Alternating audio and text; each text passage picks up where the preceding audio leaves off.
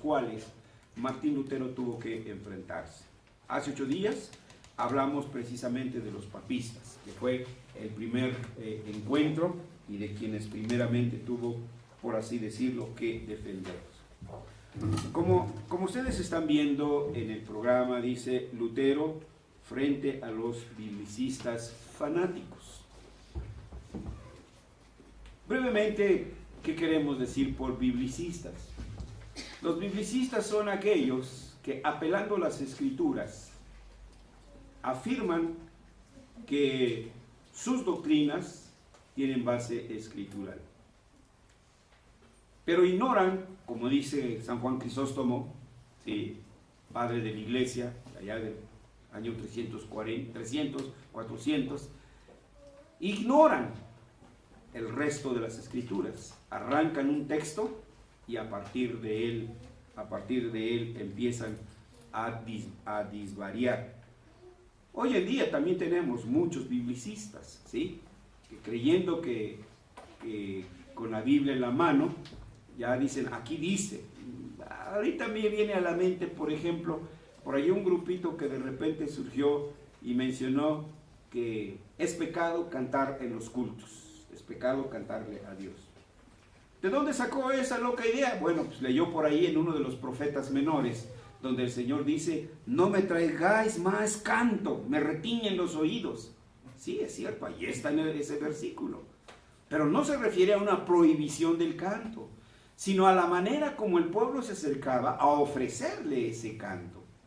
Entonces, odio ese canto. Imagínense, solo imagínense, hermanos, que hay un adúltero, ¿verdad? Le cachan en la maroma y después de ese acto de adulterio en la noche llega le lleva serenata a su esposa. ¿Sí? Digo, no creo que la esposa le abra las puertas, ay, sí, pásale mi vida, ¿no? Entonces, si bien le va, lo que le echaron es agua, y eso ya le fue bien. Entonces, pues ese era entonces el contexto. Esos son los biblicistas, que toman un texto, toman y creen, y se apegan, y creen que son bíblicos. Hemos mencionado, hermanos, que una persona abra la Biblia y la lea, incluso que la traiga, eso no es garantía. Hemos dado algunos ejemplos, por ejemplo, del diablo en el paraíso, ¿recordarán? Usó las escrituras, hermanos, ¿sí? Así que debemos tener mucho cuidado con ello. Y algo así surgió. El frente, esto que le digo, no creo que piensen que, bueno, Lutero les respondió a los papistas y ya se quedaron callados.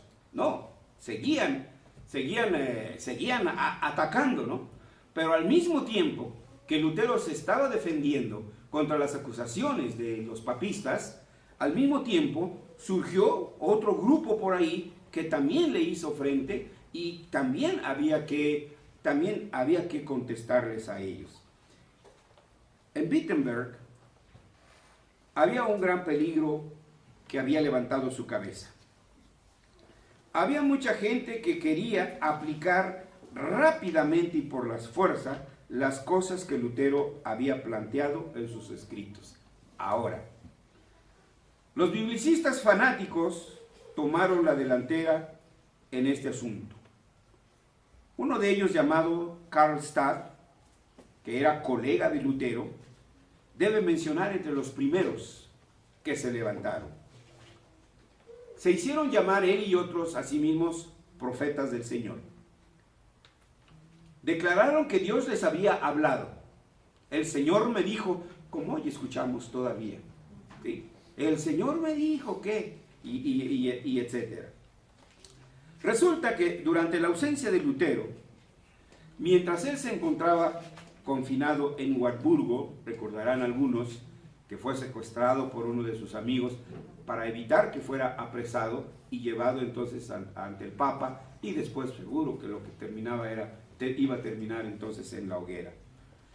Pero como también veíamos en la biografía esta mañana en la escuela dominical de Guido de Bres, un verdadero hombre del reino, un ciudadano del reino, un soldado del reino, no está quieto donde es proactivo, está movidito, ¿sí? Donde está, pues naturalmente que no fue a un resort, ¿sí?, de la Ribera Maya, Martín Lutero. Ahí donde se encontraba, empezó a trabajar en la traducción de las escrituras al idioma vernáculo de Alemania, al idioma conocido hoy como alemán. Mientras Lutero se encontraba traduciendo la Biblia, Karl Stark, allá en Wittenberg, se hizo cargo de los asuntos de la Reforma. Karl Stark y otro también que se le agregó, Gabriel Zwilling, no Zwinglio, Zwilling es otro. Estos dos hombres incitaron al pueblo para que hicieran cumplir la reforma con rapidez y violencia si ésta fuera necesaria. Las cosas llegaron a un punto crítico cuando los autonombrados profetas se hicieron llamar profetas de Zwickauer, incluyendo a otros líderes más. Tenemos ya a Karl Stark, tenemos Zwilling, otro llamado Storch, Otto Stumberg, Celarius y Münzner. Estos hombres se aparecieron en Wittenberg. No estaban satisfechos con la restauración del cristianismo sobre la base histórica de las Escrituras. Tenían la pretensión de haber recibido nuevas revelaciones directas de Dios. Veremos más adelante si esto es posible. Lo que Lutero había hecho, decían ellos, parecía demasiado suave en comparación con el gran resurgimiento de la cristiandad que estos pseudoprofetas lograrían. Declararon, decían ellos, que por inspiración del Espíritu Santo estaban en contacto directo con Dios. Por tanto, despreciaron las Escrituras. Y entonces comenzaron a profetizar el juicio de Dios. Declararon, pronto llegará el fin del mundo. Pronto vendrá el juicio de Dios. Los turcos conquistarán a Alemania. Por ejemplo, se dice que Nostradamus había profetizado lo de las Torres Gemelas. ¿Por qué no nos lo dijo antes? Por ahí surgieron profetas que ya estaba predicho lo del temblor, estos sustotes que nos acabamos de llevar. ¿Por qué no nos lo dijeron antes? Por lo menos para que nos diera chance de correr, ¿no? De echarnos a correr, ¿no? Nos lo dicen después. ¿Qué clase de profetas son? Pero sí los hay, sí los hay. Ellos decían que todos los sacerdotes serían asesinados. Así es como el Señor predica su palabra, así es como llama a sus elegidos. Y eso era terrible, ¿no? Excepto a aquellos sacerdotes que se casaran, ojos solteros. ¿Sí?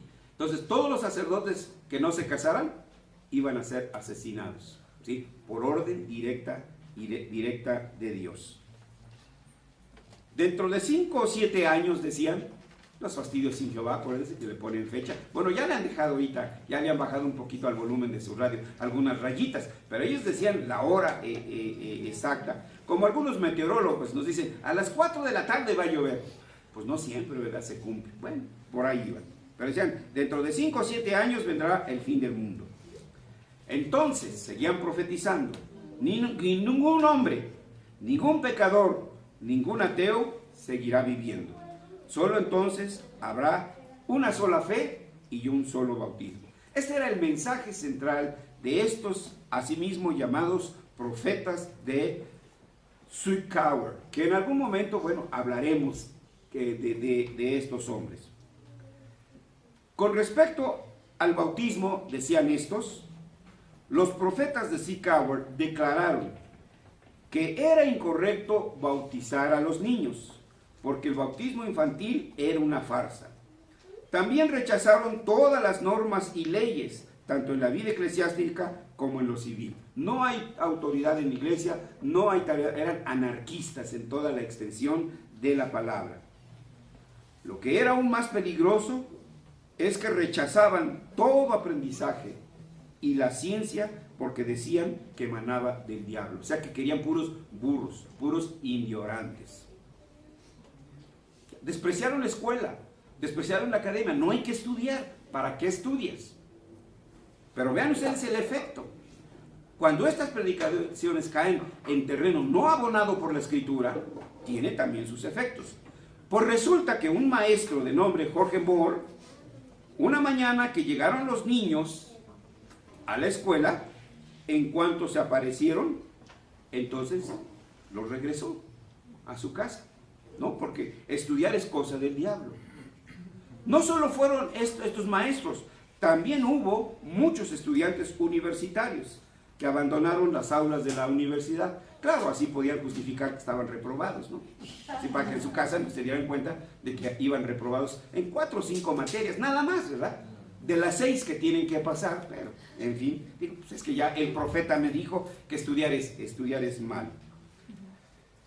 También estos profetas, ya juntados con la turba, juntados con la gente, organizaron una quema y destrucción de imágenes, que terminó con enfrentamientos, incendios y actos muy violentos. Esta agresión fue realizada por personas que consideraban que la Biblia ya no era necesaria, porque ahora estas personas eran guiadas por la iluminación interior del Espíritu Santo. Cuando alguien preguntó a un tal Stubner si él había escrito un libro, él respondió: no, el Señor me ha ordenado que no escriba, el Señor me lo ha prohibido. Qué privilegio de estos hombres, ¿no? Que Dios les hable directo a ellos, al oído, directamente, ¿no? Qué envidia, ¿no? Porque nosotros tenemos que ir a la Escritura y todavía orando, y todavía a veces no estamos seguros de tomar decisiones. Este radical y fanático movimiento, por supuesto, no tuvo su origen en la Reforma. Se subieron al tren de la Reforma, aprovecharon el momento histórico, hermanos, ¿sí? Era un fenómeno que aparecía periódicamente como un movimiento reaccionario, pero no era nuevo, desde el siglo II, con un tal Montano y sus seguidores, los montanistas, los novacianos, los donatistas. Pero la iglesia se levantó y con las escrituras en la mano les dijo: está cerrado y con H. No solo en ese siglo II, también en épocas medievales, como la Beguina, que también se levantó, los llamados hermanos, los Lolardos, los Taborites, entre otros muchos, y que respondieron de esta misma manera. O sea, esto ha sido cíclico. De vez en cuando, todos estos fanáticos radicalistas afligían a la iglesia como un aguijón, quienes, aprovechando el fenómeno histórico, se subieron, repito, al tren de la Reforma. Las autoridades no se iban a quedar calladas, naturalmente que tenían que responder. Pero el duque Jorge de Sajonia acusó fieramente a Lutero y lo señaló como el causante de esta revuelta. Federico el Sabio también se pronunció preocupado. Nadie sabe lo que está pasando en esta situación. Lutero, acabamos de leer, qué es lo que tenemos que hacer con No Mentirás, que tenemos que defender también la verdad. Si conocemos la verdad y nos quedamos callados, para no meterme en problemas, si conociendo la verdad me quedo callado porque ¿qué es que soy neutral? No, la neutralidad es un acto de cobardía, ¿sí? No existe la neutralidad, porque el Señor dice: el que no es conmigo, es contra mí. Así que si conocemos la verdad, debemos proclamar la verdad, debemos declarar la verdad. Lutero, sabiendo que se exponía precisamente a que lo apresaran, él, antes que eso, tenía que aclarar esa situación. Salió de Warburgo, deprisa se fue a Wittenberg. Allí encontró el caos más grande que uno se pueda imaginar. Durante toda una semana, Lutero predicó con gran convicción, con gran fuerza y gran desasosiego contra los fanáticos rebeldes. Señaló la tontería de la demasiada prisa en la aplicación de las reformas y subrayó la necesidad de alimentar a los débiles en la fe con la leche antes que pasar la comida sólida. En otras palabras, Lutero decía que primero se tenía que instruir al pueblo antes de pedirle cualquier cambio. Lo he comentado siempre con los colegas del consistorio. no podemos exigir lo que no hemos enseñado. Primero tenemos que enseñar y después entonces exigir. Lutero sostenía que era imposible arrastrar a la gente de los cabellos para hacerla volver al evangelio. ¿Ustedes saben cómo fueron evangelizados nuestros ancestros indígenas? ¿Sí? Con la espada, ¿sí? Y les cambiaron el nombre. De aquí en adelante te vas a llamar Juan Diego. Otros que a lo mejor tienen un bonito nombre, a lo mejor igual se llamaban Nezahualcóyotl, de aquí hoy te vas a llamar Nepomuceno a partir de hoy, ¿sí? Les cambiaban entonces el nombre. Lutero decía, es que no está en poder de los hombres cambiar los corazones de las personas. Este cambio lo da el Señor, y lo da solamente por su palabra, y lo da solamente por su Espíritu. Y Dios usa, decía Lutero, a su iglesia, a su palabra y al Espíritu Santo. Y en un momento vamos a ver cómo se amplía esta declaración. Dios usa a su iglesia, a su palabra y a su Espíritu para convertir a los hombres. Lutero dijo, la palabra tiene que trabajar en todas partes y en todos los hombres. Solo la palabra y no más que la palabra sin la violencia. Un día, un cierto número de caballeros se ofreció, se presentó, se apersonaron frente a Lutero y se ofrecieron oponerse al fanatismo con la espada. Ahorita los traemos de las greñas y les damos una arrastrada que ya verán, ¿sí? Lutero dijo no. Él respondió que el mundo sería conquistado no por la espada, sino por la palabra de Dios. ¿No está usando acaso la Escritura? ¿Sí? No con espada, no con ejército, hay incluso por ahí un estribillo así, ¿no? Más con tu Santo Espíritu. Esta es la posición de los reformados. Cuando hay que defenderse, se defienden. Cuando hay que luchar, luchan. Pero no por iniciativa, siempre por respuesta. Pero tan impresionante, dicen los biógrafos y los que han escrito sobre esto, fue la predicación de Lutero, que Karlstadt se arrastró ardientemente dentro de su concha, es decir, se escondió. Los profetas de Zickauer también se rindieron y abandonaron Wittenberg. La reforma en Wittenberg había sido purificada de este extremismo espiritualista y fanático. Hay dos frentes, ya. ¿Se acabó la lucha con el papismo? No. ¿Se acabó la lucha con estos falsos profetas? Tampoco. Ahí estaban. Porque estos incluso hoy en día siguen apareciendo. Pero ¿qué tiene que ver esto con nosotros? Iglesia de la Reforma del siglo XXI. ¿Qué respuesta nosotros tenemos que dar a este respecto? ¿Cuál es nuestro testimonio? ¿Qué vamos a responder? Porque los hay todavía, hermanos. Los hay que dicen que el Señor les reveló, que han convertido en fetiche. Si tú, pues hay una hermana me comentó, ¿verdad? Que es el talí que usan los judíos para orar, ¿sí? Que fue, y dije, ¿y esto qué es? Pues este es para orar, ¿no? Y entonces hasta le recomendó que le regalara uno a su pastor. Qué bueno que la hermana no me regaló ese rebozo, sino quién sabe cómo me iba yo a ver, ¿no? Con rebozo aquí orando. Pero eso es fetichismo, hermanos, ¿sí?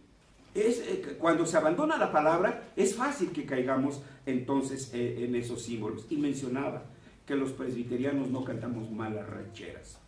En una ocasión que me encontraba dando una conferencia en una iglesia, se acerca el pastor de esa iglesia y me dice, hermano, ¿quiere usted orar por esta hermana? ¿Tiene este problema? Digo, bueno, pues es tarea del pastor, pero bueno, estoy aquí, me han invitado, me sentí halagado para hacer esa oración. Y ya cuando iba yo a empezar a orar, que me acercan una botellita de aceite, ¿sí? Para que lo ungiera con aceitito de oliva. Entonces, hermanos, también hemos caído en eso. En nuestras iglesias presbiterianas ya hay incatorios, bueno, no sé cómo se llame, ¿no? Esos que usted, ¿cómo? Esos reclinatorios. Vean, hermanos, sutilmente hemos ido cayendo en esas cositas. ¿Qué respuesta damos nosotros? Bueno, hermanos, los presbiterianos pueden sacar su catecismo de Westminster. A ver, los presbiterianos de allá atrás saquen su catecismo de Westminster.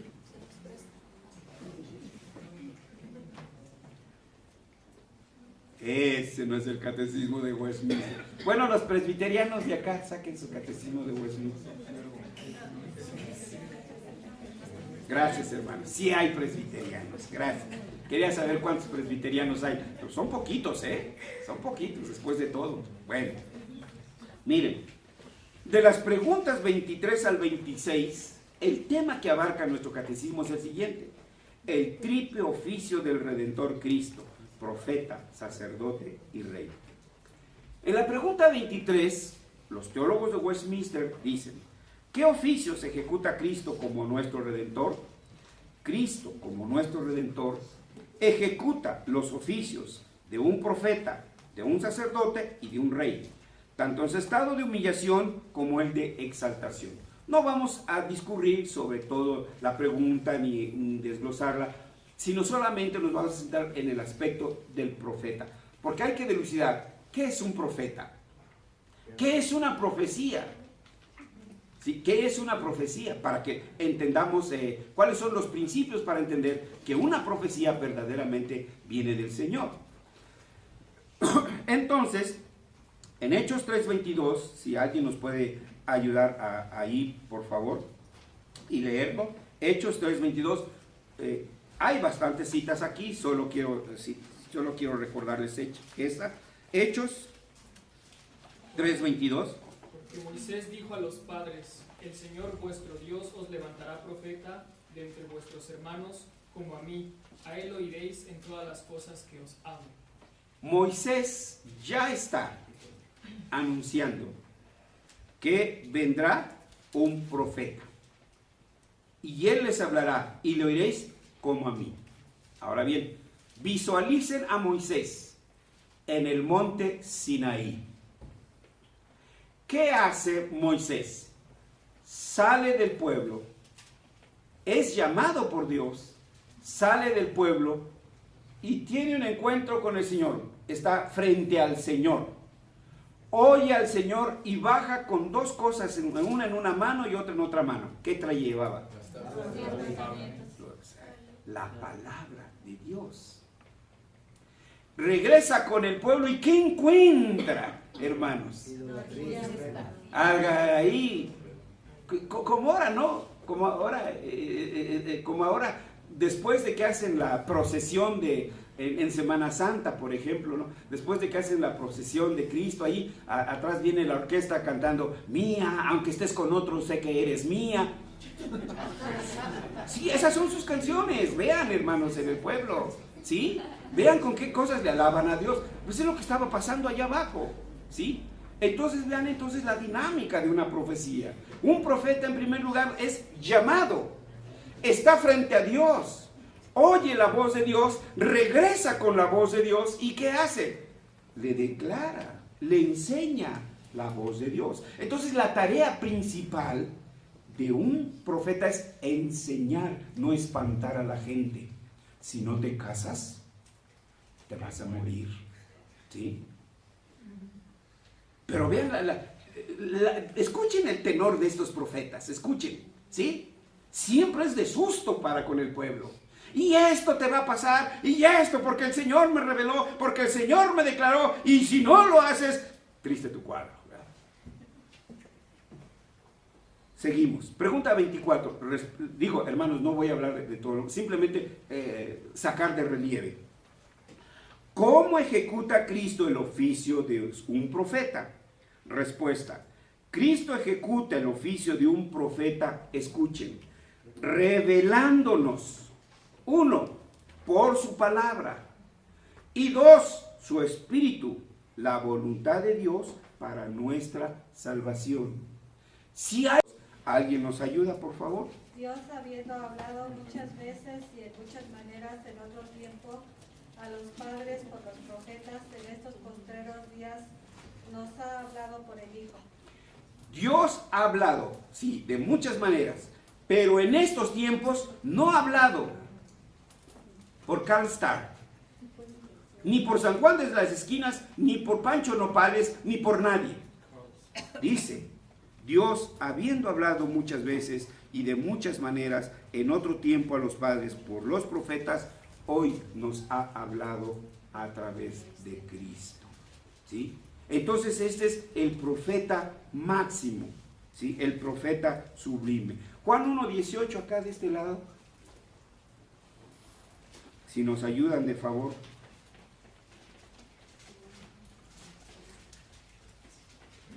A Dios nadie le vio jamás. El unigénito Hijo que está en el seno del Padre, Él le ha dado a conocer. Él le ha dado a conocer, Él nos da a conocer. Entonces esa es la función del profeta, revelarnos la voluntad de Dios. Y acá Juan 15:15, aquí adelante de favor, Juan 15:15. Ya no os llamaré siervos, porque el siervo no sabe lo que hace su señor, pero os he llamado amigos, porque todas las cosas que oí de mi Padre os las he dado a conocer. Gracias. Todas las cosas que oí de mi Padre os las he dado a conocer. El triple oficio del creyente, profeta, rey y sacerdote. ¿Sí? Bueno, seguiríamos. Por ejemplo, pudiéramos citar la institución de la religión cristiana, que fue una confesión de fe de esa época, la primera edición, 1530 y tantos, y otras ediciones, para mostrar al mundo qué es lo que creían los reformados. Y en esta obra maestra, ahí se habla de los oficios ordinarios y los oficios extraordinarios. ¿Que hubo profetas? Sí. ¿Que hubo evangelistas? Sí. ¿Que hubo sacerdotes? Sí. Pero esos fueron oficios extraordinarios. Y los oficios ordinarios son aquellos que permanecieron. Entonces, estos fueron desapareciendo poco a poco. Vean, en el libro de los Hechos ya no aparecen sacerdotes. Y si aparecen, aparecen como convertidos. Pero a partir de allí empieza a aparecer el primer oficio que aparece en la iglesia neotestamentaria. ¿Alguien recuerda? Diáconos. Los diáconos. Después, Ancianos. los ancianos. Y al último, Los pastores. los pastores. Esos son los oficios ordinarios, ¿sí? Pero entonces, ya no hay más. Bueno, pueden ustedes leer ahí en el libro cuarto, hermanos, y ampliarlo. El triple oficio del creyente tampoco puede ser desestimado, hermanos. Miren, por ejemplo, Apocalipsis capítulo 4, Apocalipsis capítulo 1, versículos del 1 al 4. La revelación de Jesucristo que Dios le dio para manifestar a sus siervos las cosas que deben suceder pronto. A ver, un segundito, hermano. Es del versículo 4, ahí, del 4 al 6. Juan, a las 7 iglesias que están en Asia, gracia y paz a vosotros del que es y que era y que ha de venir, y de los 7 espíritus que están delante de su trono, y de Jesucristo el testigo fiel, el primogénito de los muertos y el soberano de los reyes de la tierra, al que nos amó y nos lavó de nuestros pecados con su sangre, y nos hizo reyes y sacerdotes para Dios su Padre. A Él sea gloria e imperio por los siglos de los siglos. Amén. Gracias, hermano. Veamos la segunda parte del versículo 5, dice, el soberano de los reyes de la tierra, al que nos amó y nos lavó de nuestros pecados con su sangre, y nos hizo reyes y sacerdotes para Dios su Padre. Todo creyente es rey, en ese sentido, todo creyente es sacerdote, pero sigamos todavía. A Él sea la gloria por los siglos de los siglos. Entonces ya sabemos, el triple oficio del creyente es, en lo que leímos aquí, es rey y sacerdote. Pero lo de profeta, ¿dónde lo sacamos? Primera de Pedro, capítulo 2, versículo 9. ¿Alguien lo puede leer? Primera de Pedro, capítulo 2, versículo 9. Mas vosotros sois linaje escogido, real sacerdocio, nación santa, pueblo adquirido por Dios, para que anunciéis las virtudes de aquel que os llamó de las tinieblas a la luz admirable. Gracias. Ahora veamos con paciencia. Vosotros sois linaje escogido, habla de la realeza, ¿sí? Habla del creyente como rey. Real sacerdocio, ahí está claro, no hay mayor explicación. Nación santa, pueblo adquirido por Dios, ¿para qué? Que es la tarea del profeta. Ahí está su función de profeta, para que anunciéis. ¿Pero qué vas a anunciar? Las buenas nuevas. Para anunciar ¿qué? Las virtudes de quién. Pero estos otros profetas, no, este tiene la unción. No, hombre, este nomás te toca y caes como rana ahí, pero caes, ¿no? Y te eleva, ¿no? Entonces, los reflectores están sobre de él. ¿Y qué hace un profeta? Declara la palabra de Dios y nos lleva a Dios. Esa es la función de un profeta. Y ese es entonces lo que debemos de hacer. Pero todavía, hermanos, Primera de Corintios capítulo 14. Primera de Corintios 14. Versículos del 1 al 3. Seguid el amor. Adelante. Seguid el amor y procurad los dones espirituales, pero sobre todo que profeticéis, porque el que habla en lenguas no habla a los hombres, sino a Dios, pues nadie le entiende, aunque por el Espíritu hablan misterios. Pero el que profetiza habla a los hombres para edificación, exhortación y consolación. Gracias. Despacito. Sigan el amor. No, pero tú debes ser profeta. Ama. No, pero tú debes... Ama. No, pero tú debes de orar de rodillas. No estoy diciendo que sea malo. De ninguna manera. Pero de ninguna manera es mejor que. Eso es lo que debemos tener claro. ¿Sí? De ninguna manera es mejor que. No, dice ama. ¿Qué dice? Procurad los dones espirituales. ¿Sí? Y luego. Pero sobre todo, que profetices. Ah, pues ahorita salgo y empiezo a profetizar. El Señor me reveló. No, un momento. Porque el que habla en lenguas no habla a los hombres sino a Dios. Pues nadie entiende, aunque por el Espíritu habla misterios. Pero ahora el versículo 3.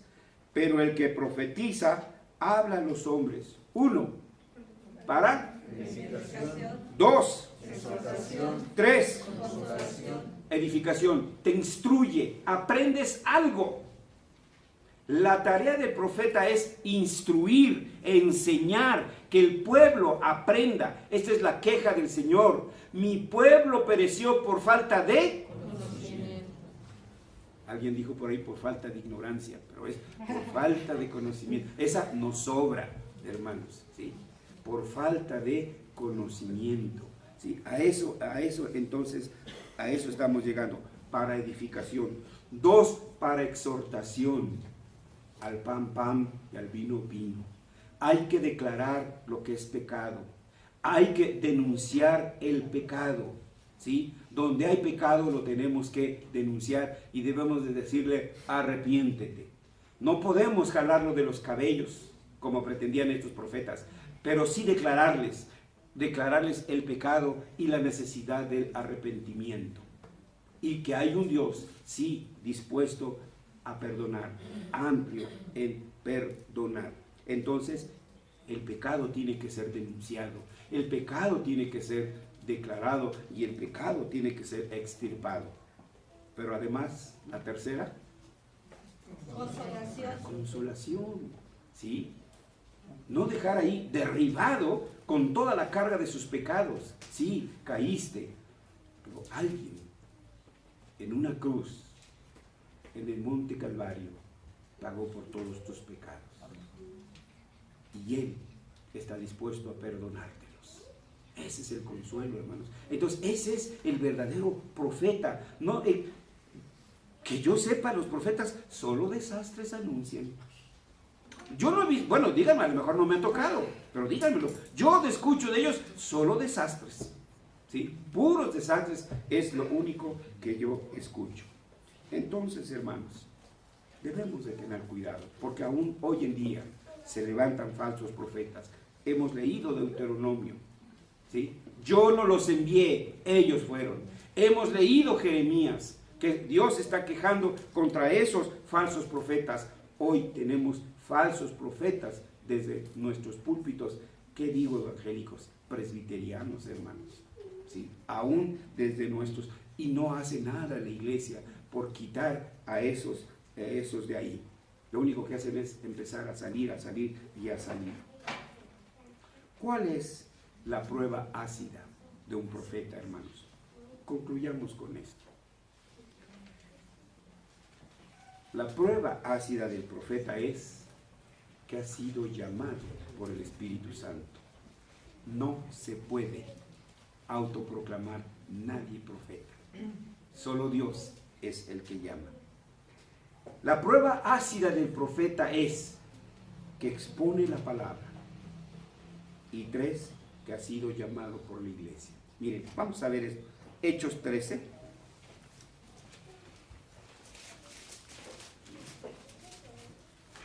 Y vamos a leer del versículo 1 al versículo 4.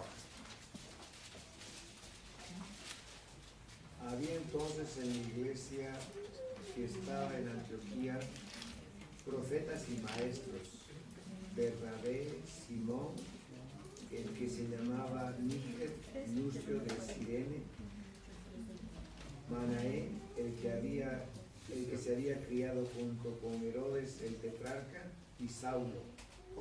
Ministrando estos al Señor y ayunando, dijo el Espíritu Santo: apartadme a Bernabé y a Saulo para la obra a que los he llamado.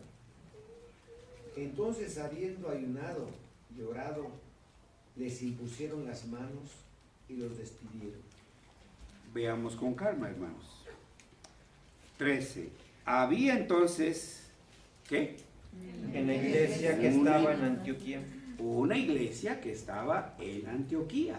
Ahí se dirigió al Señor. No al llanero solititito allí, que estaba en el monte orando, que estaba encerrado en un cuarto oscuro orando. No, en la iglesia, en medio de su iglesia. Había entonces en la iglesia que estaba en Antioquía, ¿qué había? Profetas y maestros, ¿sí? Y va la lista, pueden agregarle ustedes también ahí la lista y también los ministerios, porque aquí tenemos también dones de sanidad. Tenemos una hermana que tiene el don de sanidad y un hermano que se está preparando para tener el don de sanidad, ¿o no? ¿Sí? ¿No, hermana Areli? ¿O usted se niega? ¿Se desniega? No, ¿verdad? Abel, ¿sí? Ahí está el don de sanidad, hermanos, ¿sí? Y podríamos así seguir mencionando. Bueno, ministrando estos al Señor, la iglesia, trabajando en el Señor, ¿qué hace el Espíritu? ¿Sí? Y ayunando, dijo el Espíritu. Entonces, es el Espíritu que llama. Entonces, vemos la iglesia, vemos el Espíritu, ¿sí?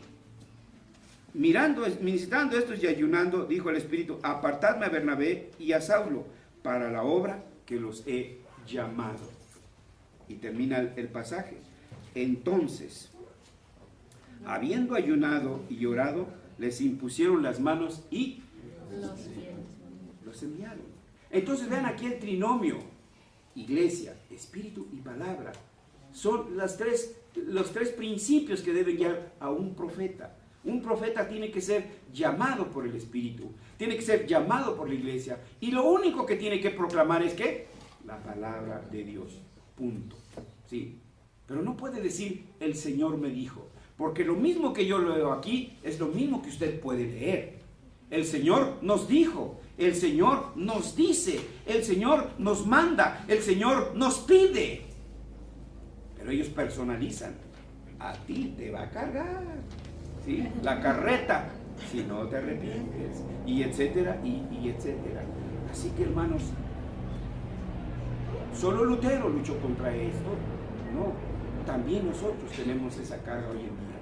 Y lo primero que tenemos que hacer es entonces conocer esto, conocer la palabra de Dios, para poder dar respuesta a quien demande la razón de nuestra fe. Así que, hermanos, nosotros debemos primero tener en gratitud, mostrar gratitud en nuestros corazones al Señor por haber levantado a estos hombres que trajeron la luz de la palabra a nuestros corazones y que expusieron sus vidas. No todos murieron como algunos en las hogueras, en las prisiones, etc. Algunos tuvieron el privilegio de morir en sus camas, pero siempre estuvieron sus vidas amenazadas, y pese a ello, ellos expusieron sus vidas para traernos a nosotros la palabra de Dios.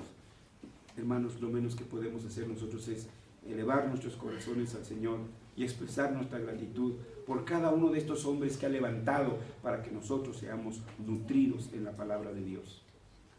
Pero no solo es esa nuestra obligación. Nuestra obligación también es conocer esta verdad, hermanos, entender esta verdad y proclamar esta verdad. Pero además es también nuestra tarea defender esta verdad. Y si el Señor así lo demanda algún día, de pedir nuestra vida, también debemos de estar dispuestos, como estos hombres lo estuvieron, ofrendando su vida para que la palabra de Dios siga corriendo y pueda llegar hasta aquellos que el Señor ha elegido. Hermanos, damos gracias a Dios por estos hombres que levantó y esperamos que nosotros dignamente tomemos la estafeta y también continuamos proclamando las virtudes de nuestro Señor. No las monerías de nosotros, sino las virtudes de nuestro Señor. Vamos a orar.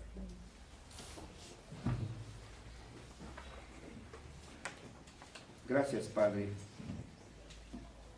por tu palabra que siempre nos trae el confort, nos trae la seguridad y el conocimiento de tu salvación. Gracias por aquellos hombres que levantaste, que usaste, Señor, y que proclamaron tu palabra de tal manera que pudo llegar hasta estos días y también hasta nosotros.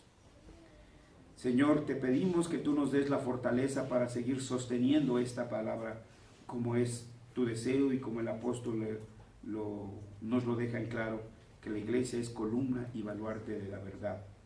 Que asumamos nuestra tarea de ser columna de esta palabra, de ser baluarte de esta palabra, que estemos dispuestos a defender, si fuera preciso, con nuestras vidas esta palabra. Señor, ayúdanos a ser fieles discípulos de la Escritura y también fieles seguidores de tu Espíritu Santo, para que no alucinemos, Señor, sino que cada cosa que hablemos, la hablemos solamente lo que tú has dicho en tu palabra. En el nombre de Cristo Jesús. Amén. Amén.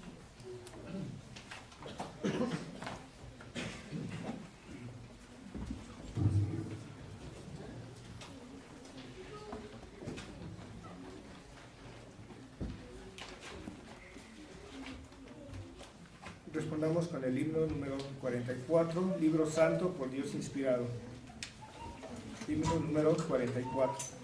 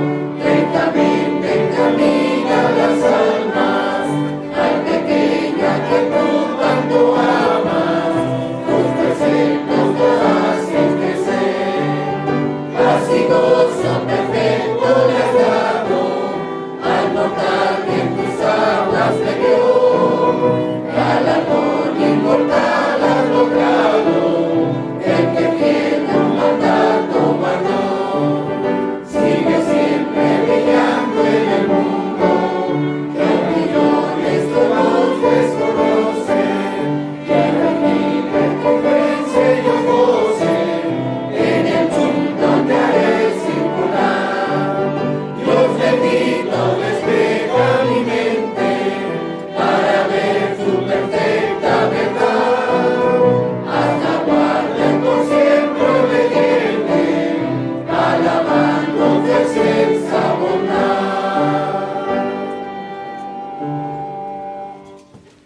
su lugar, hermanos, tenemos la solemne presentación de nuestros diezmos, ofrendas y primicias.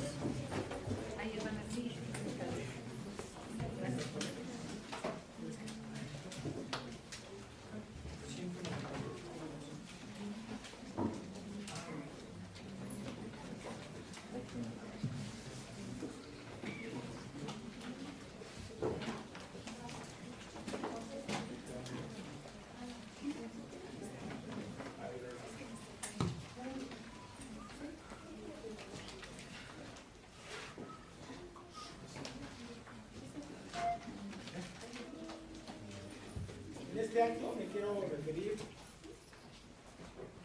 al relato de Primera de Crónicas, del capítulo 29, versículo 8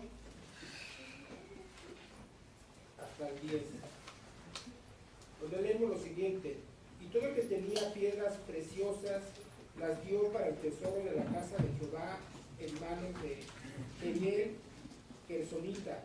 Y se alegró el pueblo por haber contribuido voluntariamente, porque de todo corazón ofrecieron a Jehová voluntariamente. Asimismo se alegró mucho el rey David y bendijo a Jehová delante de toda la congregación. Y dijo David: bendito seas tú, oh Jehová, Dios de Israel, nuestro Padre, desde el siglo y hasta el siglo. Hoy, como aquel entonces, también nosotros seguimos dando testimonio y ofreciendo para nuestro Dios de lo que Él nos ha dado el diezmo. Es un mandamiento y lo hacemos como ese entonces también lo hizo el pueblo, alegremente y de corazón, en obediencia. Y lo hacemos como también ellos lo hicieron, para bendecir el nombre de nuestro Dios y agradecerle por su misericordia y por su bondad, porque todo lo que tenemos es de Él y de Él le damos.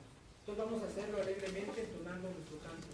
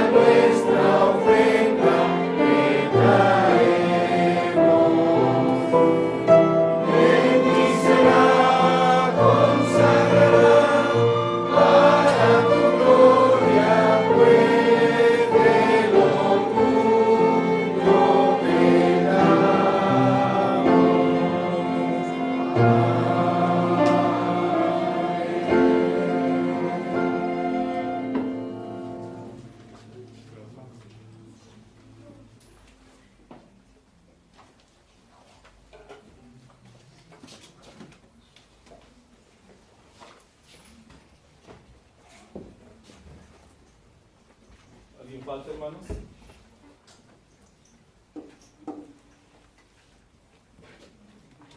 Oremos.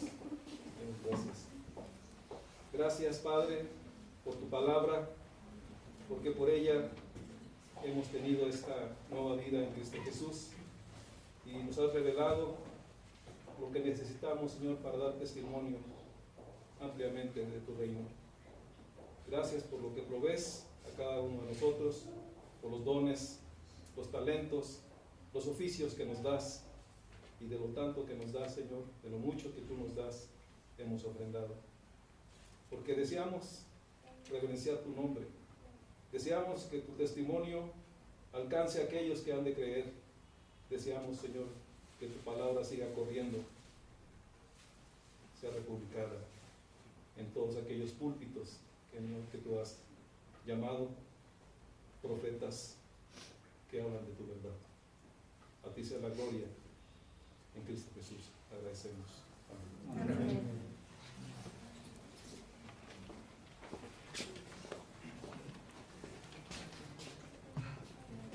Es el momento de presentar al Señor nuestras gratitudes, nuestras preocupaciones delante de su altar en la oración congregacional.